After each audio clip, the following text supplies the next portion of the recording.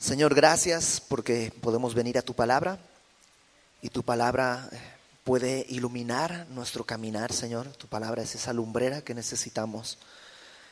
Te rogamos que nuestro corazón esté abierto y dispuesto a recibir lo que tú quieras enseñarnos y que de esta manera tú seas glorificado. En el nombre de Jesús, amén.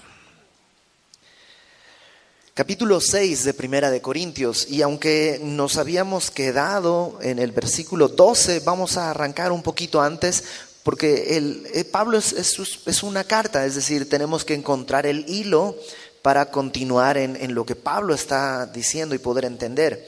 Si tú recuerdas, Pablo, digamos que distribuye esta carta en dos partes. La primera parte es del 1 al 6, que Pablo está tocando temas que la iglesia necesita entender para poder corregir.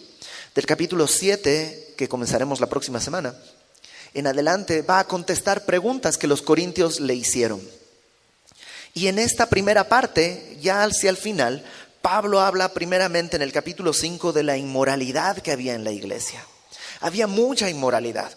Tanto que, dice Pablo, ni siquiera eso sucede entre los gentiles. O sea, esto que está sucediendo, que un hombre esté con la esposa de su papá, con su madrastra, eso no sucede ni en la gente inconversa. Y eso que Corinto era una ciudad más o menos como la del día de hoy, inmoral, sin freno, desenfrenada. Pues a pesar de eso, dice, lo que está sucediendo en la iglesia ni siquiera se nombra allá afuera. Y trata este tema en el capítulo 5. Y en el capítulo 6, la primera parte que vimos la semana pasada, habla de otro tipo de asuntos que son problemas interpersonales que hay en la iglesia, que estaban estafándose unos a otros, ¿no?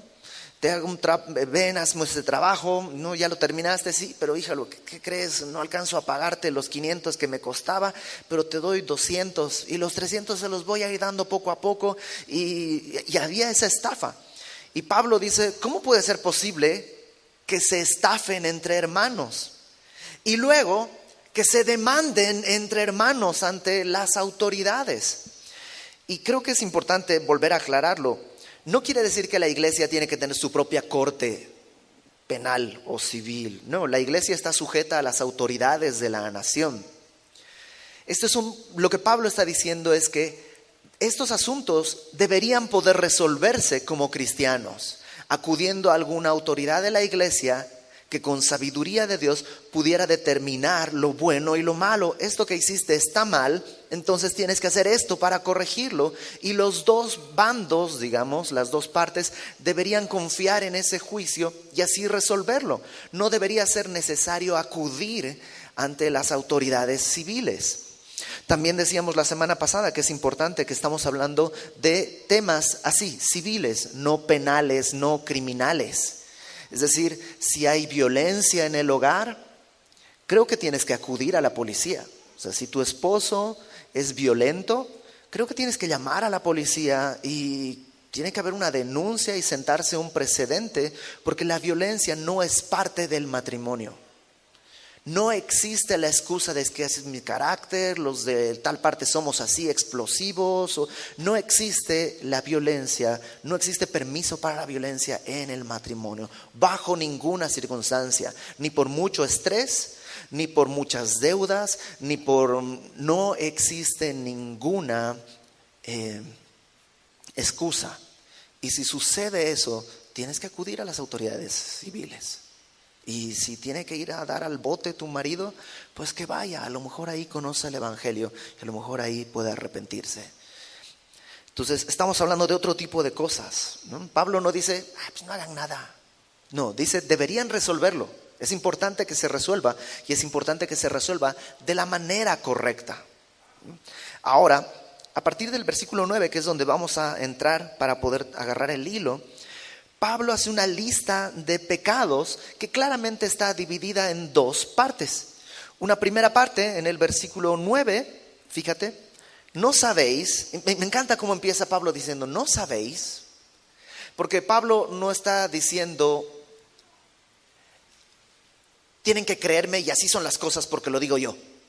O sea, Pablo no está apelando a un autoritarismo, está apelando al razonamiento del cristiano. ¿No te encanta eso del cristianismo? Que el cristianismo apela a tu razón, no tienes que dejar tu cerebro afuera. Estoy leyendo un libro acerca de la influencia del cristianismo en el mundo, y este escritor, que es un escritor hindú, platicaba cómo la mentalidad de las religiones orientales, ¿no? El hinduismo y todo esto, la meditación, más bien tratan de apagar el cerebro, ¿no? Mira, se alcanza la felicidad apagando el cerebro. Por eso este tipo de y sonidos lo que tratan es pues que tu mente no piense. ¿Has oído eso? No, pon tu mente en blanco. El cristianismo es justamente lo opuesto. No dice pon tu mente en blanco. Sí, enciende tu mente, sea atento, date cuenta, mira, piensa, considera.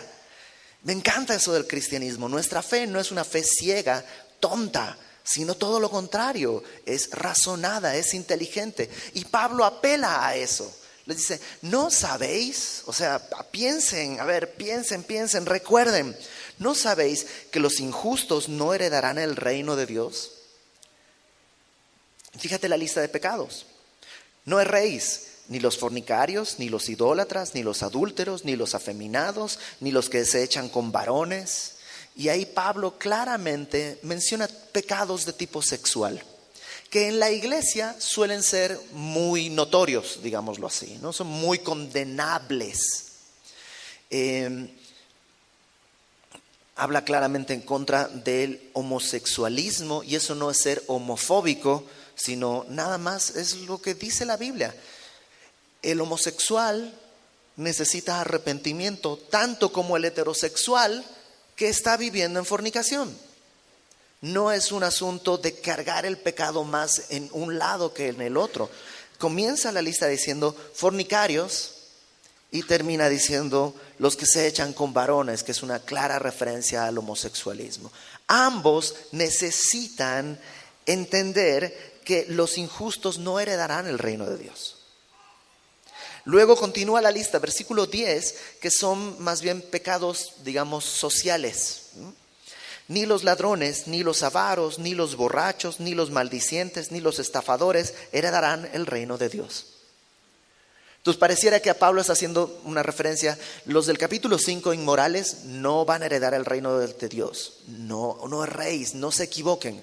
Pero tampoco los de la primera parte del capítulo 6, ¿no? Los que estafan, los que están movidos por el dinero y la avaricia, tampoco van a heredar el reino de Dios. ¿Te das cuenta cómo Pablo empareja los dos tipos de pecado? Ahora quiero ser bien claro en esto, y espero que quede muy, muy, muy claro.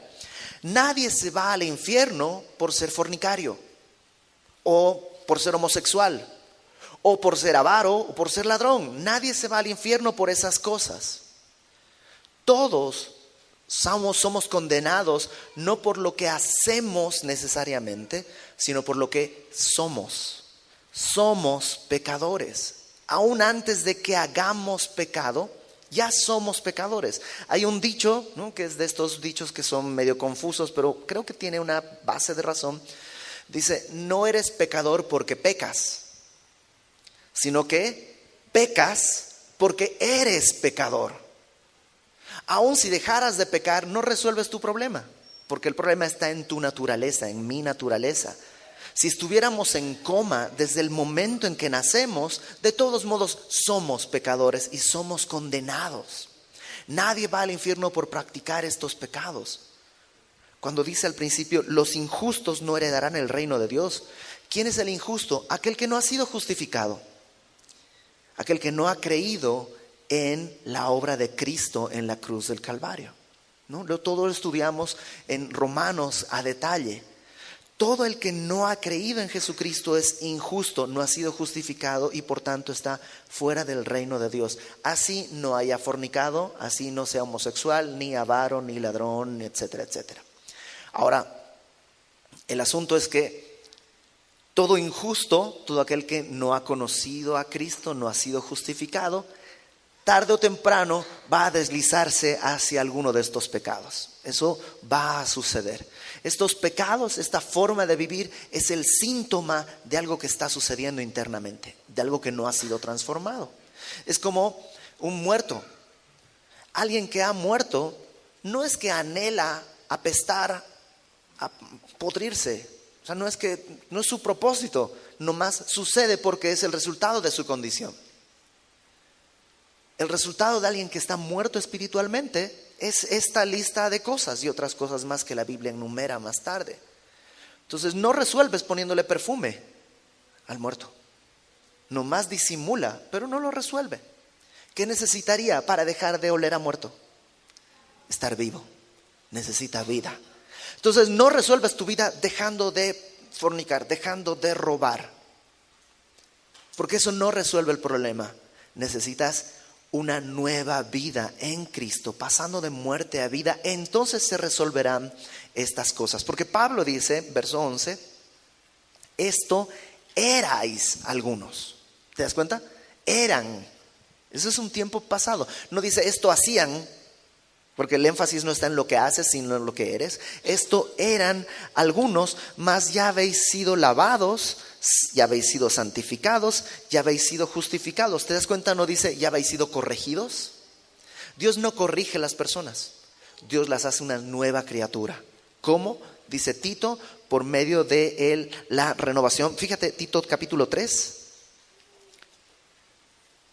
Acompáñame a Tito, capítulo 3, versículo 5. Desde el versículo 4 voy a leerlo. Tito 3, 4. Cuando se manifestó la bondad de Dios nuestro Salvador y su amor para con los hombres, nos salvó no por obras de justicia que nosotros hubiéramos hecho. O sea, no nos salvó por dejar de fornicar o dejar el homosexualismo o dejar de robar. No nos salvó por obras de justicia que nosotros hubiéramos hecho, sino, ¿por qué? Por su misericordia, por el lavamiento de la regeneración y por la renovación en el Espíritu Santo. Verso 6, el cual el Espíritu Santo derramó en nosotros abundantemente por Jesucristo nuestro Salvador, para que justificados, ¿ves? Ya no somos injustos, ya hemos sido lavados, regenerados, ahora somos justificados, no por nuestras obras, sino por su gracia, viniésemos a ser herederos, ¿no? Heredamos el reino de Dios, conforme a la esperanza de la vida eterna. Y eso tiene que quedar bien claro, porque si no estaríamos predicando un evangelio de obras, de no hagas, no hagas, no hagas, no hagas. Y en el cristianismo no se trata de lo que hagas o no hagas, sino de lo que Cristo hizo. Y lo que Cristo hizo, sí, va a afectar lo que hago, pero es un resultado, es un resultado. Entonces, dice Pablo en el verso 11 de 1 Corintios 6, ya habéis sido lavados, ya habéis sido santificados, ya habéis sido justificados en el nombre del Señor Jesús y por el Espíritu de nuestro Dios. Cristo nos ha hecho una nueva criatura y eso es importante. Si el día de hoy tú lees esta lista y dices, sí, yo era esto, avaro, ladrón, fornicario, homosexual, yo era. ¿Sabes qué? Pablo dice, bueno, ya no eres. Dios te ha hecho una nueva criatura. El problema sería que el día de hoy tú estés diciendo, híjole, yo leo esta lista y todavía soy. Si todavía eres, entonces necesitas ser lavado, regenerado y justificado. Necesitas el evangelio. Necesitas de Cristo. Y sabes, Cristo ya vino, ya está de acuerdo en rescatarte. No es como que tienes que decirle, Señor, por favor, y convencerlo de que te salve. Él ya, de tal manera, ya amó al mundo, que ya dio a su Hijo unigénito para que todo aquel que en Él cree, en Cristo, no se pierda, sino que tenga vida eterna. Y entonces, cuando has creído, Dios ya te ha hecho libre. Te ha hecho libre. ¿Y qué quiere decir ser libre? Pues eso, libre. Entonces, ¿puedo hacer lo que yo quiera? Pues sí. Una persona libre podría ir a encerrarse a la cárcel, encadenarse. Pues probablemente sí, pero sería ridículo, ¿no? O sea, ¿para qué eres libre? ¿Para meterte a la cárcel? O sea, ser libre implica poder tomar decisiones correctas, no estar obligado a decisiones equivocadas. Y de eso Pablo habla en el versículo 12, fíjate. Todas las cosas me son lícitas, mas no todas convienen. Pareciera, hay un gran debate entre los eruditos bíblicos si esta frase, todas las cosas me son lícitas, es como un eslogan que tenían en Corinto. Un poco como lo que sucede en Las Vegas, se queda en Las Vegas, ¿no? Es como esa frase de que aquí puedes vivir como sea y no pasa nada porque se mantiene el secreto. Pareciera que en Corinto tenían esa frase. Todas las cosas me son lícitas. O sea, tú llegabas a Corinto y decías, ¿y qué cosas se pueden hacer aquí? Lo que quieras. Aquí puedes hacer lo que quieras. Todo lo que tu corazón desee, ahí está. Entonces pareciera que era una frase que usaban los corintios. Otros dicen, probablemente no era una frase tan extendida, sino una malinterpretación de alguna enseñanza de Pablo. Porque Pablo, cuando habla de Cristo, dice esto: somos hechos libres en Cristo. Donde está el Espíritu del Señor, ahí hay libertad. Y algunos tomaron esa enseñanza probablemente y la distorsionaron para ejercer esa libertad en libertinaje, ¿no? Y Pablo quiere aclarar este punto. Todas las cosas me son lícitas, soy libre, pero, dice ahí, no todas convienen. Interesante que uno dice, no todas me convienen, porque no es un asunto egoísta de qué me conviene, sino es un tema delante de Dios, qué conviene. No qué me conviene, sino qué conviene, qué es lo que... La palabra convenir habla de agrupar, habla de como contribuir, ¿no? Convenir es eso, contribuir, agrupar. O sea, hay cosas que permiten agruparnos, armonizarnos. Hay cosas que traen división y traen problemas y dolor y todo eso. Entonces Pablo dice, todas las cosas me son lícitas, pero no todo lo lícito realmente colabora. En México el día de hoy, por ejemplo, en Ciudad de México, el aborto es legal, es lícito. ¿Conviene? No. No le conviene a la madre, no le conviene al bebé, no le conviene al papá, no le conviene a la sociedad, en realidad. Aunque sea lícito. Entonces Pablo dice, esto no se trata de si se puede o no se puede. Y ese es un gran principio para nosotros. ¿Quieres aprender a tomar decisiones sabias? Considera, ¿esto conviene, ayuda, colabora o destruye? Entonces, todas las cosas me son lícitas, mas no todas convienen. Una vez más repite, todas las cosas me son lícitas, mas yo no me dejaré dominar de ninguna. Segundo aspecto de esta frase, todas las cosas me son lícitas, pero no todo conviene. Segundo aspecto, no todas las cosas son lícitas, mas yo no me dejaré dominar de ninguna. ¿Sabes qué hace el pecado? Te esclaviza. Aparentemente, ¿no? En el mundo te dicen, eres cristiano, entonces no te dejan tomar, no te dejan bailar, no te dejan fumar, no te dejan disfrutar, no te dejan. En cambio yo soy libre, como el viento y peligroso, como un potro sin domar, ¿no? El asunto es ese. Eso no es libertad. Eso es ser esclavo de tus propias pasiones. Esclavo, literal, como un potro sin domar. El mundo cree que es libertad. El mundo dice, soy libre, estoy volando. No, estás cayendo y vas a azotar contra el piso. No estás volando, nadie puede volar. Estás cayendo. Y eso hace el pecado. Entonces, soy libre de tomarme una cerveza. Órale, va, eres libre. ¿Cuántos alcohólicos conoces que comenzaron a beber diciendo, quiero ser alcohólico?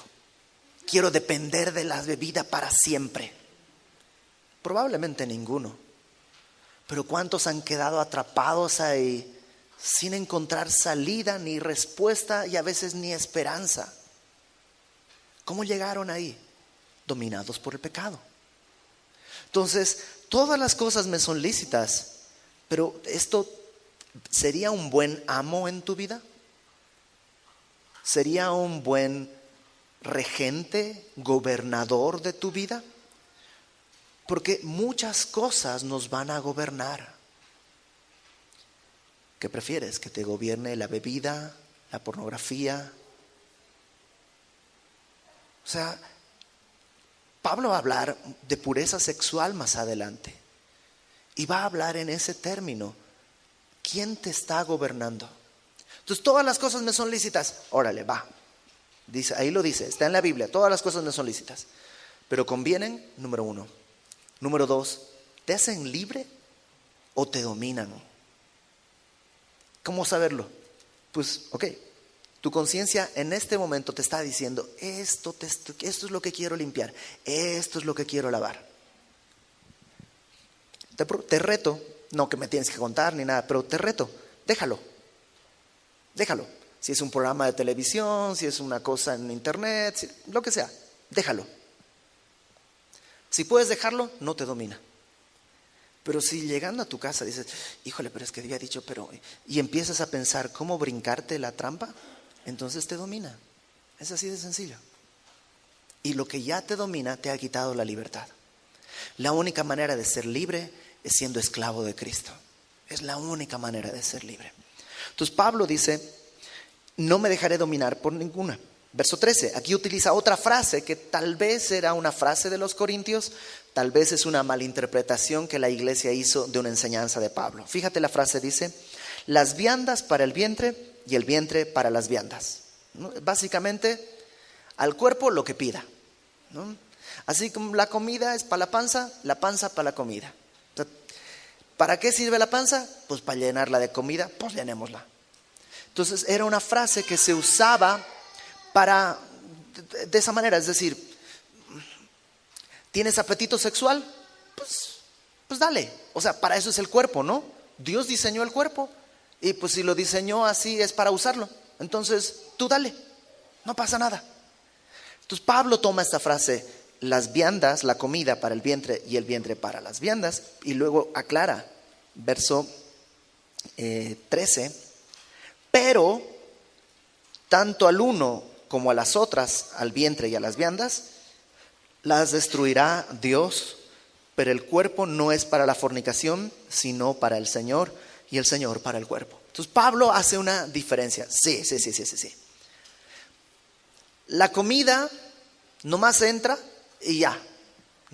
Y es una enseñanza de Pablo acerca de los alimentos, y la va a volver a repetir más adelante. Y el Señor Jesús, cuando sus discípulos están comiendo sin lavarse las manos, van caminando, toman unas espigas y están comiendo, los fariseos le dicen, ¡ay! Están comiendo sin lavarse las manos. Y no es un tema de higiene, sino ritual, es un tema ritual. No se han lavado ritualmente las manos. Y Jesús lo que les dice es, a ver, lo que entra a la boca va al vientre y del vientre a la letrina. Lo que contamina al hombre no es lo que entra, sino lo que sale del corazón. Y dice Marcos, ahí aclara, haciendo limpios todos los alimentos. Entonces sí, la comida es para la panza y la panza para la comida. Tienen razón, pero Pablo aclara, la comida y la panza se van a destruir. O sea, este cuerpo no va a llegar al cielo. En el capítulo 15 lo vamos a ver a detalle. Carne y sangre no pueden heredar el reino de Dios. Creo que tenemos que ser sabios con nuestro cuerpo. Cuida la dieta, come frutas y verduras, o sea, toma agua, hace un poco de ejercicio. O sea, sí creo que es importante administrar la salud de nuestro cuerpo, pero de todos modos, este cuerpo, pase lo que pase, es desechable, no va a llegar al cielo. ¿no? Entonces Pablo está tratando de corregir esta doctrina de un lado y del otro, porque están de un lado diciendo, no, es que este cuerpo hay que cuidarlo porque es templo del Espíritu Santo, por eso yo no tomo Coca-Cola, por eso yo tengo que ir al gimnasio, por eso. Y Pablo dice más adelante, no. O sea, el cuerpo se va a quedar aquí, ya sea fitness o gordness, ¿no? Aquí el único asunto es cuánto vas a dejarle a los gusanos, 50 kilos o 100. El cuerpo es para este mundo, y este mundo y tu cuerpo van a ser quemados, vas a desaparecer. Pero, verso 13 a la mitad, el cuerpo no es para la fornicación. La palabra cuerpo ahí es una palabra que puede hablar, más bien traducirse como persona. No está hablando del cuerpo físico, sino de la integridad, cuerpo y espíritu, la persona. Entonces déjame traducirlo, leerlo como la palabra persona. Verso 13. Las viandas para el vientre para las viandas, pero tanto al uno como a las otras las destruirá Dios. Pero la persona no es para la fornicación. Pero Dios nos hizo seres sexuales, sí, pero no para la fornicación. Para la sexualidad gloriosa dentro del matrimonio, no para la fornicación. La fornicación, y ya lo hemos hablado acá, es la palabra porneia, y habla de toda actividad sexual separada de la que Dios estableció en el matrimonio. El sexo, la sexualidad es un don de Dios. No es algo malo, no es algo pecaminoso dentro de lo que Dios estableció. ¿Por qué? Porque dentro del marco correcto, la sexualidad construye. Fuera del marco correcto, destruye. Es como el fuego. El fuego dentro de la chimenea es maravilloso. Te sirve para calentar en invierno, te sirve, o sea, se ve bonito, romántico, todo lo que tú quieras. Fuera de la chimenea, destruye todo. Entonces Pablo dice, sí, la comida para el cuerpo y todo eso sí es cierto, en la comida. Pero en el asunto sexual, la persona no fuimos creados para la fornicación. No es nuestra meta, sino para el Señor, y el Señor para el cuerpo. O sea, así como la comida para el vientre y el vientre para la comida, que hay un diseño, tu comida no se va al pulmón, si se va al pulmón hay un problema. Así el diseño es que nosotros seamos para Cristo y Cristo esté en nosotros. ¿No te parece absolutamente maravilloso que Dios pueda decir, yo estoy para habitar contigo? Te creé para poder estar en ti. O sea, no es un accidente, es un diseño de Dios desde el principio poder estar en una comunión con nosotros. Verso 14. Y Dios, que levantó al Señor, también a nosotros nos levantará con su poder. Sí, el cuerpo va a ser destruido, pero no la persona. O sea, Ibert Cruz va a morir un día. Y el día que yo muera, por favor, no oren que resucite, porque estoy en un mejor lugar. Si oras y dices, Señor, que resucite, y resucito, te doy un zape. Voy a estar en un mejor lugar. Porque sí, este cuerpo va a estar muerto, pero no la persona. La persona estará viva delante del Señor. Entonces dice Pablo, sí, la comida y el vientre y el cuerpo sí van a ser quemados, pero la persona no, porque fue hecha para el Señor.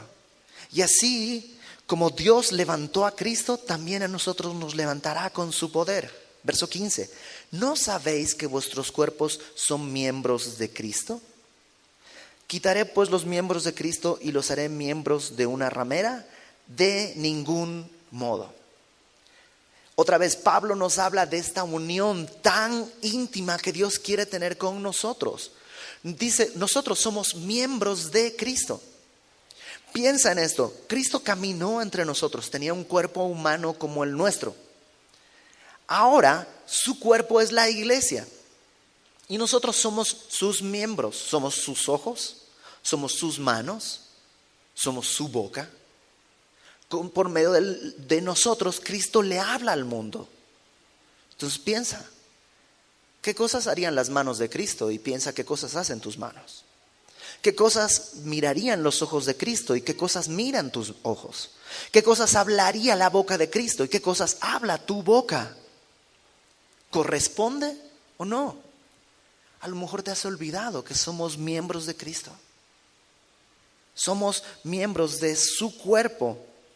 Pablo pregunta, ¿tomaré los miembros de Cristo y los uniré con una ramera? En una manera Pablo está diciendo, ¿sabes? Cristo no te abandona. Aun cuando estás en tu pecado, Él no te abandona. Mira qué tan grande es tu amor, su amor. Él podría decir, ¿sabes qué? Me borro de aquí y abandonarte, pero no te abandona. Él sufre el pecado ahí contigo. Cristo no te abandona.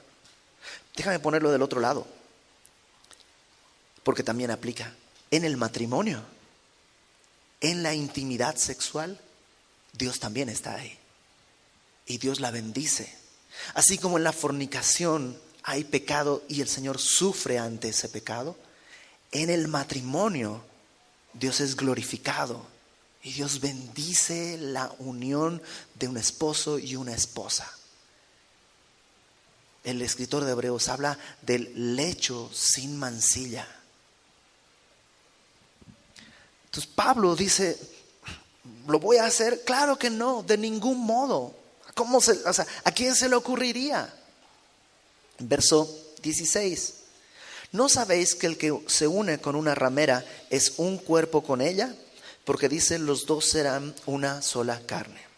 Y ahí Pablo establece una verdad que el mundo ha querido negar. El mundo plantea esto. El sexo son dos cuerpos disfrutando.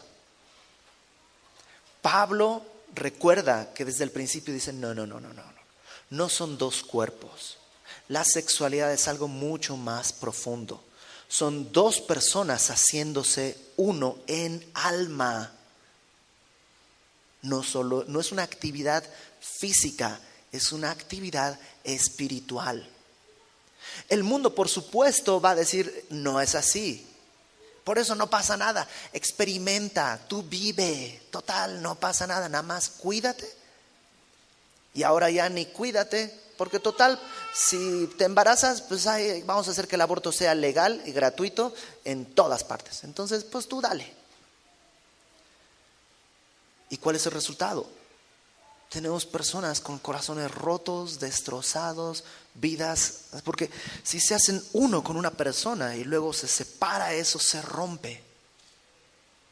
Y las personas andan rotas así. Pablo dice, los dos serán una sola carne. Déjame aclarar entre paréntesis, tampoco Pablo está diciendo que una unión sexual ya establece un matrimonio. No está diciendo que si ya tuvieron relaciones sexuales ya es como si fueran esposos. No.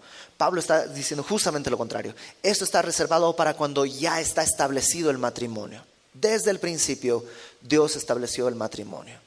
En el principio de la creación Dios dice a Adán y Eva, dejará el hombre a su padre y a su madre y se unirá a su mujer. Y ten en cuenta, Adán y Eva pues no provienen de nadie. Adán fue creado, Eva proviene de Adán. Entonces no tienen papá, cuando escucharon dejará el hombre a su padre y a su madre, yo, ¿a quién? ¿Por qué? ¿De qué estás hablando? Porque no tenían esa idea. ¿Por qué Dios la dice ahí? Porque está estableciendo el matrimonio, que habla de esto. Tiene que haber una separación de los lazos familiares. Tiene que haber esta separación separación en autoridad, separación en muchas cosas de mis lazos paternos, y tiene que haber una unión ahora con una nueva familia. Eso es un matrimonio. Entonces Pablo dice, cuando sucede eso, se hacen una sola carne. Verso 17. Pero el que se une al Señor, un espíritu es con él. Otra vez, Pablo está comparando nuestra unión con Cristo como la unión de un esposo con su esposa. Ese es el grado de intimidad que Dios quiere tener con nosotros. Una intimidad total y plena. Eso es lo que Dios quiere. O sea, Él diseñó esto desde el principio. Ahora imagínate que traicionas a tu esposo, a tu esposa, en adulterio, en fornicación. ¿No trae eso dolor? El Señor es dolido cuando hay esto en nosotros. Se ha hecho uno con nosotros. Verso 18. Por eso dice, huid de la fornicación. No dice, aguanta, pelea contra la tentación. No, dice, huye, corre. No te hagas el valiente ante la fornicación. Huye. Y creo que es algo válido para solteros, pero también para casados. O sea, a lo mejor como soltero, pues hay, entre comillas, más oportunidades. Pero unos y otros tienen este consejo: huid de la fornicación. Corre, no trates de luchar contra la tentación. Escapa. Cambia de trabajo, cambia de teléfono, cámbiate de ciudad si es necesario. Escapa de la fornicación. ¿Por qué? Cualquier otro pecado que el hombre cometa, está fuera del cuerpo, mas el que fornica contra su propio cuerpo peca. Todos los pecados, el robo, todos los pecados que vimos, la avaricia, dice, suceden fuera del cuerpo. Pero en cambio la fornicación es pecar contra tu propio cuerpo. Estás destruyendo tu mente, estás destruyendo tu vida. Y en verdad, dice el pastor Lenin, no despiertes al monstruo que después no vas a poder meter a la caja nuevamente. No lo hagas. O sea, si tú eres joven, soltero, ¿sabes? Espera a tu esposa.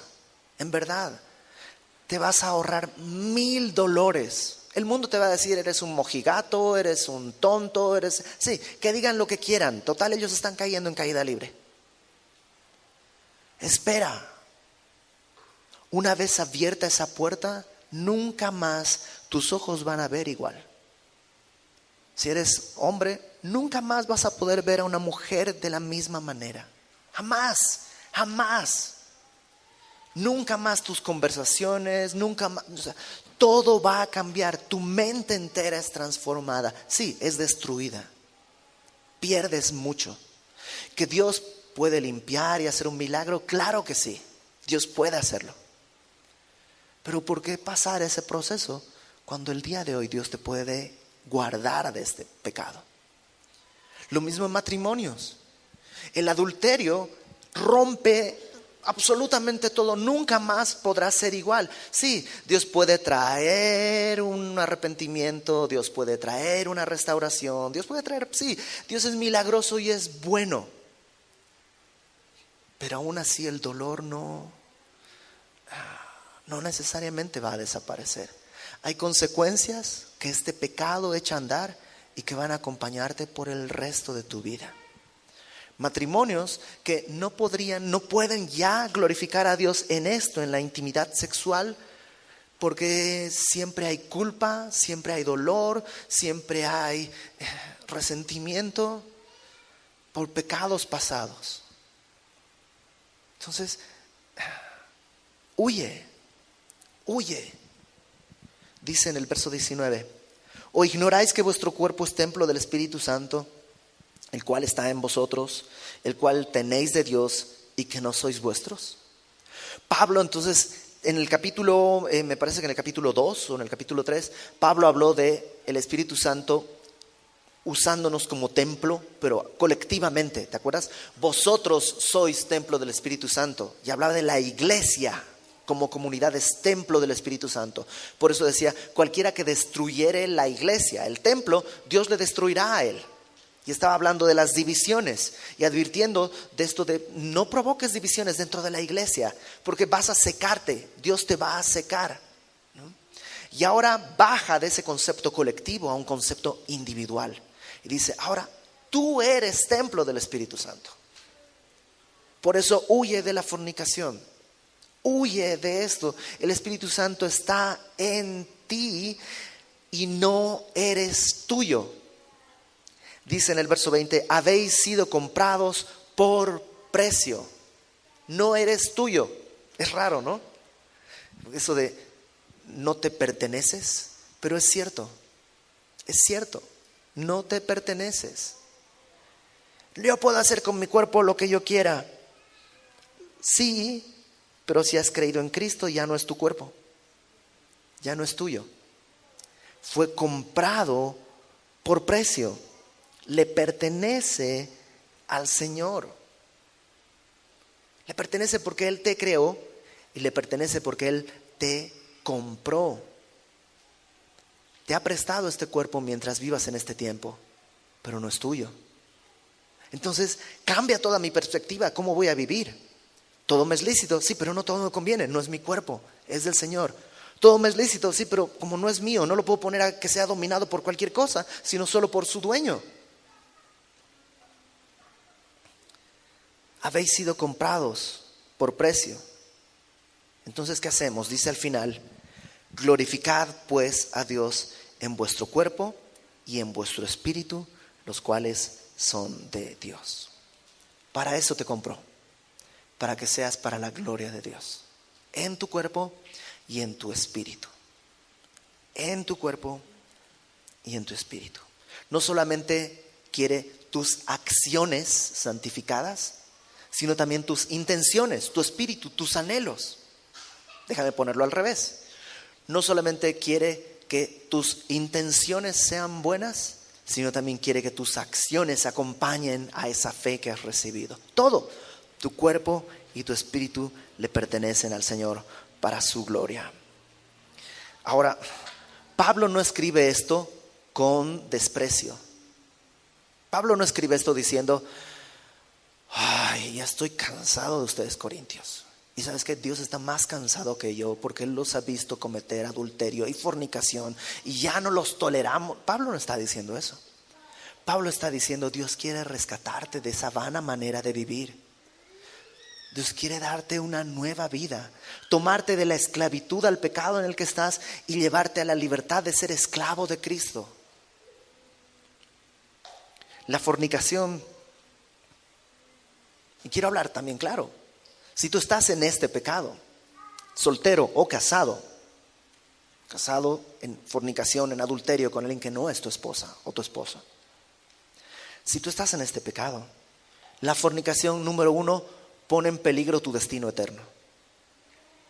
Pone en peligro tu destino eterno. No erréis, los fornicarios no heredarán el reino de Dios. Si tú has tropezado y has caído, que hablamos la semana pasada, Dios tiene misericordia. Pero si es tu hábito de vida, entonces no has sido regenerado, no eres salvo. Si es tu estilo de vida, no erréis, los fornicarios no heredarán el reino de Dios. Ni los adúlteros, ni los avaros, ni los ladrones. Número 2, la fornicación lastima a nuestro Rey Santo. Este Rey que ya puso sus manos para ser clavadas, que ya puso su espalda para ser golpeada, que ya puso su cuerpo para ser desechado, que ya se humilló, que ya murió por nosotros, que ha resucitado y está en la gloria, ahora sufre si nosotros vamos en fornicación, porque Él está ahí. ¿Uniré los miembros de Cristo con los de una ramera? De ninguna manera. Y por último, la fornicación destruye tu mente. Destruye tu mente. Lee en tu casa los primeros 10 proverbios, del 5 al 10 en particular. Todo lo que habla acerca del adulterio y la fornicación, dice que el que comete esto es falto de entendimiento. Pablo dice que está pecando contra su propio cuerpo. Entonces déjame decirlo con mucho amor, pero con mucha firmeza. No seas, perdóname que use la palabra, pero no seas tonto. No seas necio. O sea, si estás en ese camino, pon un alto el día de hoy y arrepiéntete. Perdóname, no seas tonto, no sigas ahí. Muchos, Dios nos rescató de ese mismo callejón, 20 metros más adelante. Y solo es un pozo del que duele salir. Entonces, Dios quiere hacerlo el día de hoy, quiere sacarte y rescatarte el día de hoy. Y Dios es fiel. Y su Espíritu Santo está aquí para poder en nosotros hacer esa obra que nosotros solos no podemos hacer. Así que vamos a orar. Señor, gracias porque pues nos damos cuenta de nuestra necesidad. Nos damos cuenta de lo mucho que podemos necesitarte. No solo en nuestro espíritu, en nuestras intenciones, sino también en nuestro cuerpo, en nuestras acciones. Y el día de hoy queremos que, apelando a esa misericordia que tú nos has tenido, por la gracia que tú nos tienes, que el día de hoy, Señor, nuestro cuerpo sea puesto como sacrificio vivo, santo y agradable a ti, que ese es nuestro culto racional. Que en verdad podamos, como dice tu palabra, mantener nuestros vasos, nuestros cuerpos en pureza, para que tú seas exaltado, Señor. Yo te ruego por aquellos que están luchando contra las tentaciones, Señor, que puedan ver la puerta y huir, escapar, Señor. Guarda del pecado a quien está batallando, Señor. También te ruego por aquellos que ya han caído y que están el día de hoy cargando con muchas consecuencias. Dales un corazón humilde y arrepentido y que puedan llevar tu yugo sobre su cuello, porque tu carga en verdad es ligera. Guárdanos a todos en santidad. Haz tu obra, Señor. En el nombre de Jesucristo te lo pedimos, Señor. Te lo rogamos sabiendo que nos escuchas y sabiendo que tú eres el que quiere hacer esta obra, porque tú iniciaste nuestra restauración. En el nombre de Jesús. Amén.